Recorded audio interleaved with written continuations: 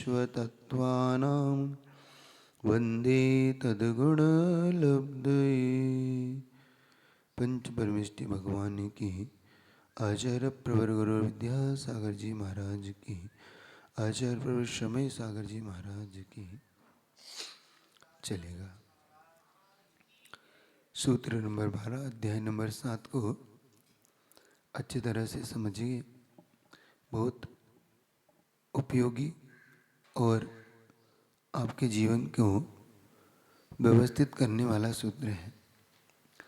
जीवन में हम बहुत से ऐसे दौर से गुजरते हैं, ऐसा समय हमारे जीवन में आ जाता है जिस समय हम अपने आप को संभालने में शायद असमर्थ पाते हैं, लेकिन उस समय यह सूत्र हमें समर्थवान बनाता है।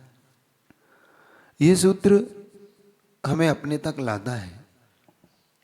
यह सूत्र हमें बताता है कि संसार की क्या दशा है, साथ रहने वालों की क्या दशा है, और साथ साथ जिसे हम सबसे ज़्यादा निकट मानते हैं वो हमारी काया, जिसे हम अपनी काया पर अभिमान करते हैं, वो काया का भी क्या हाल है। तो कुल मिला के हम जब पूरे इसको देखते हैं तो हम खुद अपने आप को पाते हैं कि हमें क्या कैसे और कैसे रहने का भाव करना चाहिए। तो ये सूत्र हमें हर तरीके से समर्थवान, समझदार और खुद में कैसे रहा जाए इसकी शिक्षा हमें ये देगा। ठीक है, तो सूत्र नंबर 12 देखिएगा। जगत काय स्वभावो व संवेग वैराग्यार्थम। जगत का स्वभाव और काय का स्वभाव, दो चीज यहां पर, संवेग और वैराग्य के लिए इनके स्वभाव का जब हम चिंतन करते हैं तो ये हमारे अंदर एक प्रकार से वैराग्य को भरने वाला होता है। तो हमें कुल मिला के ये समझना है कि जगत का स्वभाव क्या है, क्योंकि जब हम जगत के स्वभाव को समझ लेते हैं तो अपने आप ही हम उन सब चीजों से दूर होने लगते हैं। उनके प्रति अपेक्षाएं, उनके प्रति अटैचमेंट, होने वाला हमारा मोह का भाव, ये सब अपने आप वहां से दूर होने लगते हैं और ये समझ में आने लगता है कि वास्तविकता क्या है। सही मायने में हमारा दुख का कारण हमारा अपना भ्रम है। हम जब तक भ्रम को पालते रहेंगे और उसी भ्रम में हम जीते रहते हैं और उसी भ्रम में हम आनंद बनाते रहते हैं, जब भ्रम टूटता है किसी भी व्यक्ति का तो वो उसे दुख देता है। वो सोचता है कि मैं तो ऐसा समझता ही नहीं था जैसा है, ये तो वैसा है ही नहीं जैसा मैंने समझा था। इसी को अन्य भाषा में इंद्रजाल कहते हैं, इसी को अन्य भाषाओं में भ्रम कहते हैं। तो ये सब हमारा भ्रम है। जब तक हमारा भ्रम नहीं टूटता तब तक हम अपने तक नहीं आते। व्यक्ति सपना देखता रहता है तो गहरी नींद में बड़ा आनंदित होता है कि मैंने ऐसा देखा वैसा देखा, मैं सपने में सम्राट बना, मैं सब कुछ बना। लेकिन जब उसका भ्रम टूटता है तो कहता मैं तो भिखारी का भिखारी हूं, मैं तो कहाँ सम्राट हूं। समझ रहे हैं? लेकिन सपने का आनंद तो है ही कम से कम। नहीं है महाराज तो कम से कम सपने में तो है ही कम से कम। क्यों? ऐसा ही है ना आपके साथ। एक शेख चिल्ली की कहानी सुनते थे, आपने सुनी? वो दिन में सपने देखा करता था और दिन में सपने देख के वो बड़े बड़े बड़े अलग अलग प्रकार के अपने आप को देखा करता था। एक बार सपने वो देखता है कि पहले वो क्या करता था कि कहीं आलसी राम तो था ही, तो आलसी होने के साथ साथ उसने देखा कि भाई वो कहीं पर छाछ मांगने जा रहा है, तो छाछ में उसे जो थोड़ा सा नवनीत निकलता है ना, मक्खन, तो वो उस नवनीत को इकट्ठा किया करता था एक घड़े में, और घड़े में इकट्ठा करने के बाद वो देखता था कि भाई ये धीरे धीरे घड़ा भर रहा है। ऐसा वो एक दिन जब वो दिन में विश्राम कर रहा था, तो सोते हुए एक सपना देखता है कि मैंने घड़ा भर लिया है, धीरे धीरे मेरा घड़ा भर रहा है, और मैंने उसको मथा तो मेरा वो घी निकल गया। घी को मैं बेचने बाजार में गया, और मैं बाजार में बेचकर आया, और बाजार में बेचकर आने के बाद मैंने उससे पैसे से एक बकरी खरीद ली। बकरी खरीदते खरीदते मैंने उसका दूध बेचते फिर मैंने 2 बकरी 4 बकरी हो गई मेरे यहाँ पर। फिर बकरी से फिर मैंने भैंस खरीद ली, भैंस का दूध निकाला, दूध निकालने के बाद मैं फिर घी, बहुत मेरे यहाँ मक्खन होने लगा, वो खूब घी निकलने लगा। धीरे धीरे फिर मैंने शादी कर ली। शादी करने के बाद मेरी पत्नी आ गई, देख रहा है अभी सपने में है वो, ये सब चीज कल्पना कर रहा है। और फिर शादी हो गई, शादी होने के बाद बच्चे हो गए, बच्चे होने के बाद मैं उससे कह रहा हूँ देखो थका हुआ जरा मेरे पैर दबाओ, तो वो मेरे पैर दबा रही है, और एकदम पैर दबा रही है, और एक दिन पैर नहीं दबा रही तो मैंने एकदम लात मारी उसको, और लात मारी तो सपने में जो घड़ा था जो रोज भर रहा था, वो लात सीधी ला के सपने में उस घड़े में लगी और जाके फूट गया। जब वो उठे, सपने से उठे, तो जो हाथ में था वो भी टूट गया, निकल गया, और सपना समाप्त हो गया। क्या वो सपने में सोच रहा था, तो उसका सपना देखना कितना सार्थक है, मैं आपसे अब ये जानना चाहता हूं। क्यों, कितना सार्थक है उसका सपना देखना? नहीं है सार्थक। अरे वो तो सपना बढ़िया देख रहा था, शादी हो गई, ये हो गई, बढ़िया आनंद ले रहा है वो। लेकिन जब उसे अपनी ओरिजिनलिटी समझ में आई, जब उसे असलियत समझ में आई, तो वो पछता रहा था, लो भाई जो थोड़ा बहुत इकट्ठा किया था महीनों में वो भी चला गया, आप फिर से 1 2 करो। समझ रहे हैं आप लोग? संसार सेक्सिलियों से कम भरा पड़ा नहीं है। बड़े बड़े सपने देखता है व्यक्ति, मैं ऐसा करूंगा, मैं वैसा करूंगा, मैं ये करूंगा, वो करूंगा, मैं एक गाड़ी खरीद लूंगा, है ना? आपका भी एक सपना होता है, मुझे एक घर खरीदना, मेरा ड्रीम है, सपना एक घर खरीदना है, फिर एक गाड़ी खरीदना है, शादी करना है, बच्चों को ऐसा बनाना है, वैसा बनाना है ना? आप सबके अपने अपने सपने, अपना अपना गोल तो आपने सबने तय कर रखा होगा, बनाया नहीं बनाया आपने? अच्छा, आज पूछ सकता हूं आपका अपना अपना क्या है, सबका क्या क्या फ्यूचर में आपने क्या क्या सोच रखा है? अच्छा, कौन बताना चाहेगा? फ्यूचर प्लानिंग क्या है आप लोग की? है माइक आइक है क्या देना? आपकी फ्यूचर प्लानिंग भी तो सुनूं। ये सूत्र बहुत काम का है, इसलिए पूछ रहा हूं। जिनकी फ्यूचर निकल गए वो भी बताओ, जिनका फ्यूचर अभी आने वाला है वो भी बताओ। क्या है आप लोग की फ्यूचर प्लानिंग? कुछ तो होगी। गाड़ी खरीदना है, घर बनाना है, शादी करना है, या बच्चे हैं, या बच्चों को तैयार नहीं, क्या प्लानिंग है आप? नमस्ते महाराज जी। महाराज जी अभी तो करंट में मतलब फ्यूचर की प्लानिंग यही है कि हम अपने कर्तव्य का पालन करते हुए थोड़ा सा अपने आत्मा के कल्याण के बारे में भी सोचें। नहीं, फिलहाल फ्यूचर प्लानिंग क्या, गाड़ी वाड़ी तो नहीं लेना? नहीं महाराज जी, घर वर है, सब हाँ। कंप्लीट है। जी अब मतलब आप फ्यूचर प्लानिंग है कि कर्तव्य को पूरा करना है। हाँ, आप लोग की क्या प्लानिंग है? हाँ, कुछ जो प्लानिंग तो समझ में आए तो ये सूत्र काम आएगा। नमस्ते महाराज जी, स्वर्ग जाना।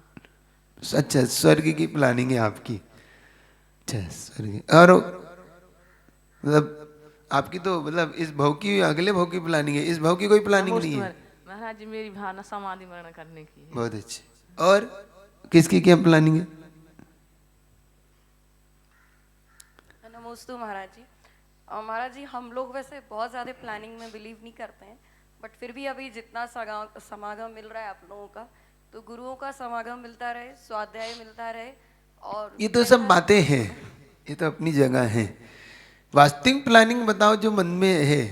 देखो अपन लोग की आदत क्या है, अंदर भावे चित्त लुभावे, ऊपर ऊपर मूड हिलावे। होता है ना आदमी को, अंदर तो उसको है इच्छा लेने की कि भाई खाने की इच्छा हो रही है, चित्त लुभावे, मन लुभा रहा है, अंदर भावे मन लुभावे, ऊपर ऊपर मूड हिलावे, नहीं नहीं मुझे नहीं, मुझे तो कुछ नहीं, अरे क्या आपको साहब आपको कुछ नहीं चाहिए, अरे साहब ले लीजिए, अरे नहीं साहब कुछ नहीं, और अंदर हो रहा है कि वो रख दे एक आधी वो आइटम रख दे, है ना। ऐसी स्थिति नहीं होना चाहिए। देखो जो है सो वो बताओ। अभी तो देखिए महाराज जी, अभी ऐसा लगता है जो बच्चा है वो अच्छा निकल जाए। हाँ अब देखो, अब प्लानिंग हुई ना, प्लानिंग है, फ्यूचर प्लानिंग है कि मेरा बेटा अच्छा निकल जाए या उसका कुछ अच्छा उद्धार हो जाए ना। आप और अपनी क्या प्लानिंग है खुद के लिए? बच्चे के लिए, अपने लिए अभी कुछ भी नहीं है। अभी कोई सोचा ही नहीं, कोई गोल तय नहीं किया, क्या है हमारा, क्या होगा आगे, कैसी रहेगी फ्यूचर, हम भविष्य में कैसे जिएंगे, या कोई अच्छा, किसी का बड़ा ड्रीम नहीं है, कोई बड़ा अच्छा सा बंगला हो, खूब बड़ा घर हो, खूब सारी गाड़ियां हो, खूब सारे हमारे नौकर हो, चाकर हो, बहुत सारे मेरे आगे पीछे घूमे, ऐसी कोई प्लानिंग किसी की नहीं है आप में से? हाँ क्या आपकी प्लानिंग है? अनमोल की लग रही है कुछ। हाँ क्या प्लानिंग है? नमस्ते महाराज। कोई अच्छा बड़ी पोस्ट पे हूँ, मेरे आगे पीछे सब एम्प्लॉय, मेरे काम चल रहे, हाँ क्या? महाराज जी दो प्लानिंग है। एक तो जैसे उन्होंने बोला बच्चे के लिए, थोड़ा और स्पेसिफिक प्लानिंग ये है हमारी कि वो अच्छी किसी अमेरिका की बहुत अच्छी आईवी लीग यूनिवर्सिटी से, जो हम नहीं कर पाए हैं पढ़ाई, वो करे और अच्छे। अपने लिए क्या प्लानिंग है? वो तो अपने बच्चे लिए की हो महाराज गई। जी 60 साल के पहले पहले किसी भी कंपनी की सबसे टॉप पोजीशन पे पहुंच के सबसे मतलब अच्छी पोजीशन, अच्छा पैसा, अच्छी गाड़ियाँ, BMW महाराज जी। हाँ भाई देखो अब आए है तो है, क्या बात है। और नहीं, अगर सपना ही नहीं देखेंगे तो हम पूरा कैसे होगा वो? हम सपना देखते हैं तभी तो पूरे होते हैं। तो है जो है, बताओ क्या बात है उसमें, क्या हमारे अंदर है प्लानिंग तो प्लानिंग है। हाँ नमस्ते महाराज जी। घर परिवार की जिम्मेदारी कंप्लीट हो जाके आगे दीक्षा जोर लेके से बोलो ना, जोर से, लोगों को सुनाई नहीं पड़ता। हाँ घर के जो कर्तव्य हैं बच्चों के प्रति, परिवार के प्रति, वो कंप्लीट हो जाएं तो आगे जाके दीक्षा लेके समाधि मरण हो। बहुत बढ़िया, चलिए ये सब लिख लीजिएगा, नहीं तो भूल जाओ बाद में। होता क्या है कि आदमी माइक पे कुछ बोलता है, बाद में कुछ हो जाता है, इसलिए कह रहा हूँ कि सबकी जो प्लानिंग हो रही है वो लिख लेना, और जिनकी प्लानिंग है वो सुन लेना अब आगे क्या आ रहा है। तो जिनका फ्यूचर अब बहुत कम रह गया, उनकी क्या प्लानिंग है? क्यों, आप लोग की कोई प्लानिंग है कि नहीं, कि बस बीत जाए बच्ची कुची सी है, चलेगा? तो अब जिनकी जो प्लानिंग है वो समझो। जिनकी प्लानिंग ये है कि भाई अपना कर्ता हो जाए, जिनकी प्लानिंग है सल्लेख ना हो जाए, जिनको स्वर्ग जाना है, जिनको लगता है कि भाई ठीक है अभी कोई प्लानिंग नहीं कर पाए, जिनकी प्लानिंग है कि एक BMW हो, मैं एक अच्छी पोस्ट पे हूँ, मेरा बच्चा एक अच्छी पढ़े लिखे, जिनकी प्लानिंग है कि एक अच्छा कम से कम मेरा घर का, अपना घर का घर हो, एक अच्छा सपना हो कि नौकर हो, चाकर हो, बड़ी पोस्ट हो, मेरे आगे पीछे 10-50 लोग घूमे, मेरी एक इमेज हो, मेरे हाथ में सत्ता हो, जिनको ये लगता हो कि नहीं घर में अपना रुतबा होना चाहिए, वैभव होना चाहिए, वो सब सुने और समझे ये सब होगा कैसे। जिनके पास है उनका क्या हुआ, पहले बात। जिनके पास नहीं है उन्होंने कैसे पाया, दूसरा समझ। दो चीज, जिनके पास नहीं था उन्होंने कैसे पाया, और जिनके पास था उनका क्या हुआ, दो चीज हम समझ के चलेंगे तो हम अपनी शायद अच्छी फ्यूचर प्लानिंग कर सके। ये हमारी फ्यूचर प्लानिंग के लिए बहुत अच्छा सूत्र है। अब जिनके पास नहीं था उन्होंने कैसे पाया, समझो। उन्होंने अपने जीवन में एक महान साधनाएं की, उन्होंने त्याग का पद अपनाया, उन्होंने साधना की, मुनि बने, देश व्रत धारण किए, समता के भाव रखे, कसाई की मंदता पाई, अरध भक्ति की, और ये सब करने का उनको जीवन में आगे जाके फल मिला। कुछ लोगों ने निदान करके पाया, कुछ लोगों ने सहज पाया। दो लोग, जैसे कि नारायण प्रत्यनारायण का पद जो है निदान का पद है। ये पूर्व में मुनि महाराज थे, खूब साधना की इन्होंने, और ऐसी कठोर साधना की इन्होंने कि 6-6 महीने के उपवास रखे, 1-1 महीने के उपवास रखे, और उस साधना का प्रतिफल में इन्होंने एक चीज मांग ली कि मुझे संसार में ये सब चीज मिले, मुझे अर्धचक्री नारायण का पद मिले, मुझे चक्रवर्ती पद मिले, मुझे बहुत बड़ा बड़ा सब वैभव मिले, नौकर चाकर, और फिर इन्हें मिला। इन्हें 6 खंड का अधिपति बनाया गया, इन्हें 3 खंड का अधिपति। 3 खंड जानते?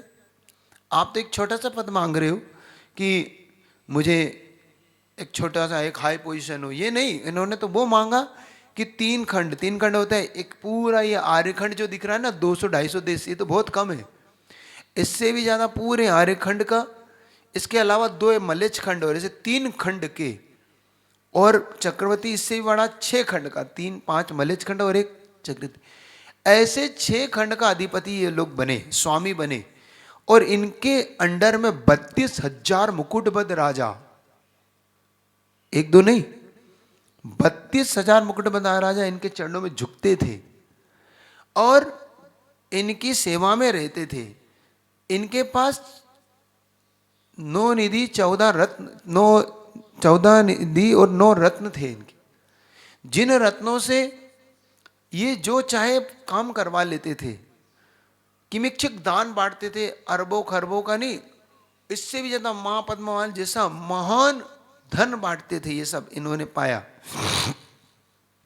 तो पाते समय इन्होंने बहुत कुछ, तो इनके लिए एक सूत्र आता है कि एक राजा, एक चक्रवर्ती हाथी पर चढ़ के घूमने निकला, जब लौटा तो घोड़े पर घूमता हुआ आया, और फिर जब वो महल में पहुंच रहा है तो पालकी में बैठा। पालकी में बैठने के बाद वो जब गया बिस्तर पर, उसे ले जाकर बिठाएगा तो सब लोग उसके पैर दबा रहे हैं, सेवक लोग हवा कर रहे, पैर दबा रहे। तो वहां पर एक प्रश्न आता है, हाथी चढ़े घोड़े चढ़े और बैठ पालकी माई। हाथी चढ़े घोड़े चढ़े बैठ पालकी माई, रे सखी कब के थके अबे दबाए पाई। हे सखी, मुझे समझ में नहीं आता, ये जो महाराज है, राजन महाराज, ये हाथी में चढ़े, फिर घोड़े पे बैठ के आए, फिर पालकी में उठा के इनको लाया गया, और सब मिलके इनके पैर दबा रहे, हवा कर रहे। साहब, राजा साहब थक गए। अरे थके का भी है, पैदल तो एक कदम नहीं चले, कुछ इनने किया नहीं, डरा नहीं, कोई मेहनत। इनके लिए पानी मुख तक ले जाया गया, सर पानी, आप इनके कपड़े भी उतार के बदले गए, हवा की गई, बड़ा इनको परफ्यूम छिड़का जा रहा है, वो इतना सारा इनको साथ किया जा रहा है, तो ये थक कब गए? सुन रहे हो? तब उत्तर दिया गया दूसरी सखी के द्वारा। 2 सखियां बात कर रही है। भू सहे भूखे रहे कीनो उग्र बिहार, भू सहे भूखे रहे कीनो उग्र बिहार, रे सखी तब के थके अबे दबाए पाए। समझ रहे हो? हे सखी, ये तब के थके जब ये भू सहे मतलब मुनि अवस्था में थे, तब इन्होंने भू सहे मतलब पृथ्वी पे शयन किया, और उस समय इन्होंने खूब उपवास किए और खूब विहार किया पैदल पैदल। हे सखी, ये तब के थके हुए हैं और आज इनके पैर सारा संसार दबा रहा है। पुण्य की महिमा से ये सब प्राप्त होता है और पुण्य की महिमा में चला जाता है। सुन रहे हो? आप जिसे पाना चाहते हो वो सब पुण्य की महिमा है, पुण्य की महिमा से प्राप्त होता है। उस समय इन लोगों ने खूब किया, लेकिन अंत में एक चीज गलती इनसे हो गई, निदान बांध लिया। निदान का मतलब होता है कि मुझे ये सब चक्रवर्ती पद मिल जाए, मुझे ये 3 खंड का पद मिल जाए, और मिल भी गया, खूब सेवा हो रही है। अंत में क्या हुआ आप समझो। जिन्होंने नहीं पाया उन्होंने कैसे पाया, आपको समझ में आ गया। अब जिन्होंने पाया उनका क्या हुआ, पाने के बाद ये जब मरे तो नीचे नरकों में जाना पड़ा, नरकों की मार खानी पड़ी। नरकों में आज तक भ्रमण कर रहे हैं, दुखित हो रहे हैं, वहां पर एक पल के लिए भी इन्हें चैन से नहीं बैठा जा रहा, वहां पर काटा पीटा जा रहा है, मारा जा रहा है, अब फिर दुख उठा रहे हैं। सुन रहे हो आप लोग। तो जो लोग ये सब चाहना चाहते हैं तो ये मिलता तो है, नहीं मिलता ऐसा नहीं, और मिलने के लिए आप शायद मेहनत भी कर रहे हैं, लेकिन ये सूत्र कह रहा है जगत का स्वभाव समझो। जगत का स्वभाव है, पा तो लेता है आदमी, लेकिन पाने के बाद जो मिलता है उससे संतुष्ट नहीं होता। और ये सब जब मिलता है तो टिकता कितनी देर है, जब तक आपका पुण्य है, जब तक आपकी सेवा कब तक होती है, जब तक आपके भाग्य में पुण्य है। जब तक तेरे पुण्य का बीता नहीं करार, तब तक तुझको माफ है, गुनाह करो हजार। जब तक ही आपके साथ है, जब तक आपको माफ है, जब तक आपका पुण्य शेष है। आपने देखा होगा बड़े से बड़े क्रूर से क्रूर राजा भी इस पृथ्वी पर हुए, खूब अत्याचार किए, खूब धन लूटा, खूब अय्यासी की, खूब जिए, लेकिन जब मरे तो उनको पानी भी पूछने वाला नहीं मिला। आज भी ऐसे हैं, हिटलर जैसे लोग जिए, आज भी उनको गालियां दी जाती हैं, आज भी उनको कोसा जाता है। तो ये तय है कि ये सब मिलना कोई बड़ी चीज़ नहीं है, ध्यान रखो, हम भी कर सकते हैं, लेकिन जगत का स्वभाव तो समझ लो। अंत को तो बिजली के समान गायब हो जाता है, इतना चंचल है ये सब। ये है जगत का स्वभाव। तो फिर बेहतर क्या होगा, अब काय का स्वभाव समझो। जिन चक्रवर्ती महोदय को काय मिली, और इतनी सहाय मिली कि कामदेव से भी बढ़ के, सुन रहे हो, वह चक्रवर्ती महोदय की काय की प्रशंसा इंद्र की सभा में की जा रही है। इंद्र यानी सोदर इंद्र से पूछा जा रहा है कि इस पृथ्वी पर सबसे ज्यादा कौन सुंदर है, तो कहा जा रहा है वो चक्रवर्ती हैं जिनकी सुंदरता देवताओं में ही चर्चा का विषय है। और उसकी काया को देखने के लिए जब यहाँ आया गया तो वास्तव में कहते हैं हमने तो ये इसकी काया बहुत सुंदर पाई है, ये तो वास्तव में सोदर में से भी ज्यादा, जितनी तारीफ की सोदर में से भी ज्यादा सुंदर है ये तो। और कब, जिस समय वो अखाड़े में है, जिस समय धूल धूसरित शरीर है उसका, वो ऐसा रियाज कर रहा है। रियाज जानते हो उर्दू शब्द है प्रैक्टिस, वो प्रैक्टिस कर रहा है, धूल में सजा, तब उसका अंदर शरीर है। तब वो पूछता है आप लोग कौन है, तो कहते हैं हम लोग इंद्र की सभा से आए और आपकी चर्चा हो रही है। अरे अभी क्या देखते हो, मेरा शरीर तो जरा सभा में आने दो, सज धज के जब देखना, अभी तो धूल में। अच्छा वास्तव में ऐसे भी सुंदर शरीर है। जाते बेटा है इंद्र, बिल्कुल मल मल के नहा के आया और अपने सुंदर से सुंदर वस्त्र पहने, आभूषण पहने, अंगूठी पहनी, 10 हाथों में 10 में उंगलियों में अंगूठियां हैं, कंठहार है, स्वर्ण रत्न दीप और हीरा पन्ना माणिक पुखराज नीलम, एक से एक मूंगे की अंगूठियां और बढ़िया चक्र रत्न वाली अंगूठियां पहन के आया है वो सज धज के। और जूती देखो तो पैर में, मुकुट देखो सिर पे, धारण करके जब सभा में बैठा है तो देवताओं से पूछ रहा है अब बताओ कैसा लग रहा हूं। उस समय तो जना आपने देखा नहीं, देवता नीचे निगाह करके बैठे, अरे बोलते नहीं हो, कैसा लग रहा हूं। अब वो नहीं रहा, क्या हो गया, सारी सभा तारीफ कर रही है, अरे आपके जैसा तो कोई सुंदर नहीं। देवता कह रहे अब वो नहीं है जो हमने देखा था। क्या हो गया, क्या देखा क्या नहीं है। राजन बुरा तो नहीं मानोगे आप, चक्रवर्ती उसलिए कह रहे, नहीं नहीं बोलो क्या बात है। आपकी काया में कुष्ठ रोग हो चुका है। इतनी सुंदर काया में कुष्ठ रोग? हाँ। देखना चाहते हैं आप? इसकी परख करना चाहते हैं हमारी बात की? हाँ, ले आओ एक थाली, ले आओ पानी भर दो। भर दिया पानी थाली।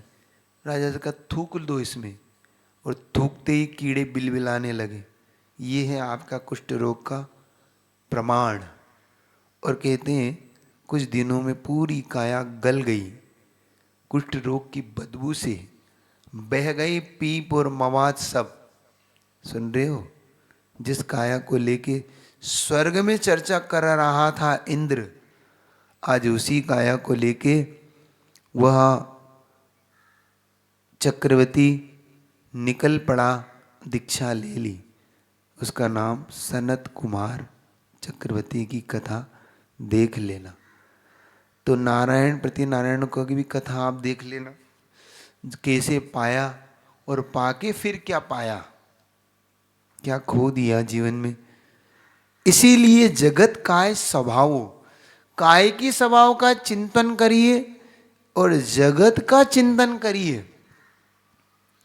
पल दो पल का है ये मेला, है ना। आदमी मुसाफिर है, आता और जाता है, आते जाते रस्तों पे वो यादें छोड़ जाता। ऐसा कुछ है, वो यादें ही छोड़ जाता है। मतलब हमारे पास कुछ होता नहीं है। समझने का पुरुषार्थ करो।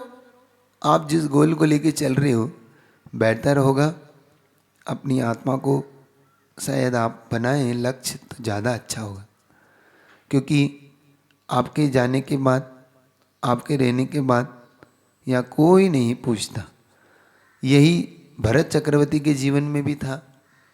उसे लग रहा था मैं 6 खंड का अधिपति हूँ। अब जगत का स्वभाव देखना, मैं यहाँ का राजा हूँ, I am king of world. ऐसा ही है ना। उसने क्या क्या लगा रखा था अपने आगे? I am king of world, मैं विश्व का राजा हूं, मेरे एक छत्र मेरा राज है। भरत चक्रवर्ती ऋषभ देव का पुत्र, प्रथम तीर्थंकर ऋषभ देव का पुत्र, कामदेव का भाई है ना, और ब्राह्मी और सिंदरी का भाई। ऐसा भरत चक्रवर्ती, मैं प्रथम चक्रवर्ती, लिखो मेरी प्रशस्ति। लिखिए, आइए जगत का स्वभाव देख लीजिए। आप भी गए विजयार्थ पे, ढूंढ रहे हैं, उनने देखा तो एक भी नाम नहीं है वहां लिखने की जगह। क्या करें? लौट पड़ो। क्यों? आपसे पहले कहीं हो गए। जगत का स्वभाव देख लेना। आपके बहुत हो गए, चाहिए ऐसा बहुत है। जिस भाई को लेके अभिमान कर रहे थे भरत, उन्हीं भाई से मात खाना पड़ी, बाहुबली से। जब भरत ने आज्ञा दी कि मेरा राज्य स्वीकार करो, मेरी अधीनता स्वीकार करो, तो कह नहीं, भैया से बोलो, आप बड़े हैं, आपकी सेवा में हाजिर हूं, नाक रगड़ के आ सकता हूं। भैया के नाते, चक्रवर्ती के नाते, तो फिर आप युद्ध क्षेत्र में मिलिए मुझसे। फिर आप मुझसे आदेश किसकी अपेक्षा दे रहे हैं? भाई होने के नाते कि चक्रवर्ती के नाते? भाई होने के नाते तो दोनों हाथ जुड़े हैं मेरे। मेरी गर्दन आपके चरणों में झुकी हुई है, मेरा मुकुट आपके चरणों में, और चक्रवर्ती के नाते आदेश दे रहे हैं। तो फिर ऐसे चक्र की दोष मुझे ना दो। ये मेरे यहाँ कुमारों के यहाँ होते, कुमार भी मेरे यहाँ चक्र चलाता है, ऐसा चक्र की दोष देते हो क्या? बड़े होके जाइए, मिलिएगा युद्ध क्षेत्र में। सुन रहे हो? बाहुबली में बता रहे जगत का स्वभाव। समझे ना? जिस जगत का स्वभाव में कल तक जिसके साथ रह के हम जीते थे, आज वो हमारे साथ रहना पसंद नहीं करता। ये है जगत का ओरिजिनल। तो चिंतन करिएगा। इसका चिंतन करने से क्या होता है, जब जगत और काय का बार बार चिंतन करता है तो वैराग्य बढ़ता है, संवेग भाव बढ़ता है। संसार में हमारी जितनी भी सेक्सिल्लीपना है ना, ये मिटता है। सेक्सिल्लीपना समझ गए ना, ये अंदर अंदर जो हम ये सपने देखते रहते हैं उल्टे सीधे, ये सब देखना बंद होके हमें ये ओरिजिनल धरती समझ में आती है। हम कहाँ पे, बड़ा सपना देखने के लिए कितना सारा हम कर रहे हैं, और अंत में हाथ क्या आ रहा है, आप क्या है समझ रहे हो कि नहीं। जो सिकंदर मरा तो सिकंदर ने जगत का स्वभाव बता के संसार को गया। सिकंदर कहते विश्व विजेता के रूप में जाना जाता है सिकंदर। और सिकंदर जब यहाँ से लौट रहा था तो कहते हैं उसको अंत में बीमार हो, और बीमार पड़ते पड़ते वो पहुंच भी नहीं पाया और रास्ते में ही उसका मरण हुआ। उसका सेनापति था, उस सेनापति को जब अंतिम श्वास गिन रहा था तो सिकंदर से पूछा गया कि आपकी अंतिम इच्छा क्या है। सिकंदर ने कहा सुनो, मेरी अंतिम इच्छा है मेरा जब जनाजा निकले, जनाजा जानते अर्थी, तो मेरे दोनों हाथ ऐसे बाहर कर देना बस। क्यों? जगत को बताना चाहता हूं कि जिस सिकंदर को तुम विश्व विजेता मानते हो वो अपने साथ एक फूटी कोड़ी भी नहीं ले जा रहा है, खाली हाथ ही जा रहा है। सावधान, जिसके लिए मैं पूरा जीवन भर लड़ता रहा, भिड़ता रहा, अत्याचार किए, जिसके लिए मैंने पूरा जीवन भर लोगों की बद्दुआएं ली, लोगों पर मैंने बेरहमी से मार काट मचाई, अंत में मैं सिकंदर इस संसार से खाली हाथ लौट रहा हूं। तो इससे बेटर यही है कि जो जहां है उसमें संतुष्टि से जिए, बहुत ज्यादा ना अफलातून करे। समझ रहे हो?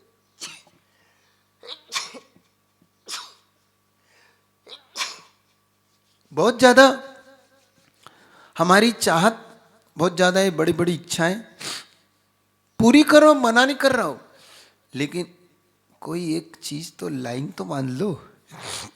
सुन रहे हो विश्व विजेताओं, विश्व को जीतने की चाहत रखने वालों, विश्व के मालिक बनना चाहते हो, संसार को अपने अंडर में रखने वाले की भावना रखने वालों, थोड़ा सा सोचिएगा। चलेगा? इस सूत्र को इतना ही रखता हूँ। वैसे तो इस पर बहुत कुछ कहा जा सकता है, बहुत कुछ इस पर आगे बढ़ा जा सकता है, लेकिन आपको सोचने के लिए आगे सोच रहा हूँ, सोचिएगा। हाँ, कुछ पूछना है तो पूछिए। नमस्ते महाराज जी। महाराज जी, जब भी हमारी परिस्थिति के अनुकूल कोई मतलब घटना घटती है, आप एक तो माइक को अपने पास लगा के पूरे अच्छे से बात। जी महाराज। हाँ महाराज जी, जब भी हमारी परिस्थिति के अनुकूल जो भी घटना होती है तो हमारे भाव अलग होते हैं, लेकिन प्रतिकूल परिस्थिति होती है तब हमारे भाव अलग होते हैं। तो दोनों परिस्थिति में हमारे भाव एक जैसे रहें, इसके लिए हमें क्या ये सूत्र उसी के लेके चलता है कि परिस्थिति जब तक अनुकूल थी सब लोग मेरा साथ निभाया, तनिक परिस्थिति विपुल हुई सबने मेरा साथ छोड़ा, जिन्हें मैं अपना मानता था वो सपना की तरह दगा दे गए। दिन का हो या रात का, सपना सपना होत, सपना अपना सा लगे किंतु न अपना होत। ये गुरुजी की लाइन है। हम सपने देखते हैं, दिन में देखे चाहे रात में, सपना सपना ही होता है, वो अपना सा लगता है लेकिन किंतु अपना नहीं होता है। ये संसार सपने की भांति, एक सपना दिन में जो देखता है वैसा सपना है। हम कभी बंद आंखों से देखते थे, अब खुली आंखों से देखते, बस इतना सा हमारा अंतर होता है। जब हम इस वैराग्य भरे और संवेग भरे संसार को देखते हैं तब हमें समझ में आता है कि मैंने निर्णय जो लिया था वो गलत था। बेहतर होता मैं आत्मकल्याण के मार्ग पर चलता तो शायद ज़्यादा कुछ अच्छा कर पाता अपने आप के लिए। अब मैं ये भी इसमें विचार आ सकता है कि ये तो महाराज हताश निराश वाली बातें हैं, ये तो संसार में सिर्फ आप जैसे साधुओं के लिए सौंपती है, ये तो फिर संसार कैसे चलेगा, संसार में जो कुछ दिख रहा है कैसे होगा, ये संसार कैसे चेंजिंग लाएगा। देखो ये हम लोग सोचते हैं, सब नहीं सोचते, तो सब पे मत जाओ। बहुत लोग हैं जो इससे भी बढ़ के बड़े सपने देखते हैं। बहुत सेक्सिल नहीं है संसार में, तुम चिंता मत करो। तो बस ये सोचो कि कुछ नहीं है, संसार एक विचित्र स्वभाव वाला है, आज साथ देता है कल नहीं देता है, तो विपरीत परिस्थितियां हैं। तो एक ही थॉट से उसके लिए, जब अच्छे दिन नहीं रहे तो मेरे बुरे दिन भी नहीं रहेंगे क्या? जब ये दिन भी नहीं रहे तो वो दिन भी नहीं रहे तो ये दिन भी नहीं रहेंगे। बस इस थॉट के साथ जियो, आप आगे बढ़ जाओगे। क्या सोचना है आपको? जब वो दिन भी नहीं रहे तो ये दिन भी नहीं रहेंगे। ये पंक्ति अपने दिमाग पर छाप दो, हृदय पटल पर इसको लिख दो। जब भी बुरी परिस्थितियां आए तो एक ही थॉट्स, वो दिन नहीं रहे तो ये दिन भी नहीं रहेंगे। तो फिर घबराना किस बात का, फिर डर किस बात का है? ये दिन भी चला जाएगा। और जब अभिमान आने लगे अपने आप का, तो ये दिन भी, वो दिन भी नहीं रहे तो ये दिन भी नहीं रहेंगे। ये याद रखना, तब अपने आप संतुलित जीवन हो जाएगा। क्या समझ में आ रहा है आपको? क्या सोचना है? बुरे दिन आ जाएं तो ये सूत्र काम आएगा। जब ये अच्छे दिन नहीं रहे तो बुरे दिन भी नहीं रहेंगे। अभिमान आने लगे अच्छे दिनों का तो बुरे दिन भी नहीं रहे तो ये अच्छे दिन भी नहीं रहने वाले। अपने आप जीवन संतुलित होगा। संवेग वैराग्यार्थम, संवेग भाव बढ़ता है, वैराग्य भाव बढ़ता है। ठीक है, अगला सूत्र ले रहा हूं, सूत्र नंबर 13। प्रमत्ति योगात् प्राण व्यपरोपणम हिंसा। प्रमाद के योग से प्राणों का वियोग होना हिंसा है। अब ये सूत्र उस हिंसा को बताने वाला है जो हमने आगे जाके हिंसा से निवृत्त होने का, जो हमने अहिंसा व्रत का प्रण लेने का भाव जो किया था। सूत्र याद है ना? हमने शुरुआत यहीं से की थी कि हम 5 व्रतों को लेना चाहते हैं। ये 7वां अध्याय यहीं से शुरू हुआ था ना आपका, व्रतों को लेकर। तो जब ये व्रतों को लेकर शुरू हुआ था तब आपने हिंसा नतस्तेया ब्रह्म परिग्रीव वीरितिर व्रतम ये सूत्र कहा था। तो आप प्रश्न किया शिष्य ने कि वो हिंसा क्या होती है? तब आचार्य उत्तर दे रहे हैं प्रमत्त योगात, प्रमत्त योग से। अब प्रमद क्या होता है? प्रमद का मतलब होता है प्रमाद। हमारे साथ 15 प्रमाद होते हैं। 4 कसाय, 4 विगता, 5 इंद्री, स्नाह और निद्रा। ये 5 हमारे साथ प्रमाद के कारण हैं जिनसे हमें हिंसा होती है। हम क्रोध मान माया लोभ के भावों से भर के हिंसा करते हैं। हम 4 विगता करते हैं, जैसे कि राजकथा, चोर कथा, भोज कथा, है ना, स्त्री कथा। हम 5 इंद्रिय के विषय स्पर्शन, रसना, ग्रहण, चक्षु और कर्ण, स्नेह और निद्रा, इस प्रकार से 15 प्रमाद से हम बढ़ते हैं। ठीक है, अब इनका योग जब हमें मिलता है, इन 15 में से कोई भी एक का, तब हमसे हिंसा होती है। हम क्रोध करने में, अब मानसिक हिंसा, वाचनिक हिंसा और कायिक हिंसा, तीनों प्रकार की हिंसा हम करते हैं। ये याद रखना। हम चींटी को मारने तक ही सीमित रह गए। हम जैनी लोगों ने हिंसा को कहां तक सीमित समझा? चींटी नहीं मर जाए, मक्खी ना मर जाए, भाई कोई फालतू की घास ना टूट जाए, पानी ना बिखर जाए, ये सब एक हिंसा का था है ही। लेकिन क्या हम किसी का दिल दुखाने को हिंसा नहीं मानते? क्या आपसी एक दूसरे के साथ छल कपट को हिंसा नहीं मानते? क्या हम जीवा इंद्री की लुल्लुपता को हिंसा नहीं मानते? क्या हम स्पर्श इंद्री के वशीभूत होकर करने वाली हिंसा को हिंसा नहीं मानते? ग्रहण के वशीभूत होकर हिंसा हमसे, आंखों से नेत्रों से होने वाली हिंसा, कान में सुनने की हिंसा और मना हिंसा, क्या हम हिंसा को समझते हैं आप? भगवान महावीर के वंशज इस हिंसा को समझिए। अभी आप हिंसा का बहुत छोटा सा रूप समझ पाए हैं। हिंसा बड़ी व्यापक रूप से आपसे होती, वो तो आप मान ही नहीं पाए। आपने किसी से कुछ ऐसा कह दिया, वो वर्षों तक उसमें जलता रहा, ये भी हिंसा है। मैं क्यों क्षमा मांगू उससे, ये भी हिंसा है। मर जाए मेरी दुआ से, ये वाचनिक हिंसा है। छोड़ूंगा नहीं, आज मिल तो जाए, कायिक हिंसा है। मना हिंसा, मन ही मन में प्लानिंग चल रही है, आज उसे नीचे गिराना है, आज सभा में उसे नीचे दिखाना है, आज आएगा तो, ये मना हिंसा चल रही है। सुन रहे हो? प्लानिंग कहां पर? ऑफिस में नीचे दिखाना, स्कूल में नीचे दिखाऊंगा, समाज में नीचे दिखाऊंगा, मंदिर के अंदर जाऊंगा, आज दिखाता हूं उसको मैं। आंख तो दो से मंदिर लेने तो दो, बोली मेरे बराबर, देखता हूं किसे लेता है वो। सुन रहे हो? ये मना हिंसा है। हम समझने का पुरुषार्थ करें। समझ रहे हो हिंसा का? आज इतनी रखता हूं, आपका समय हुआ, इतनी ही क्लास है आपकी, ज़्यादा नहीं पढ़ाना है मुझे, लेकिन संक्षेप में आप ज़्यादा पालें, बस इतना सा भाव है। हिंसा का कल समझेंगे, बहुत अच्छा सूत्र है। ये सूत्र बड़ा व्यापक है, देखने का दृष्टिकोण रखेगा। इतने रखता हूँ। जिनवाणी के ज्ञान से सूझे लो कालो, सुवाणी मस्तक धरो सदा देखो। हे जिनवाणी भारती तो हे जपो दिन जो तेरी शरण।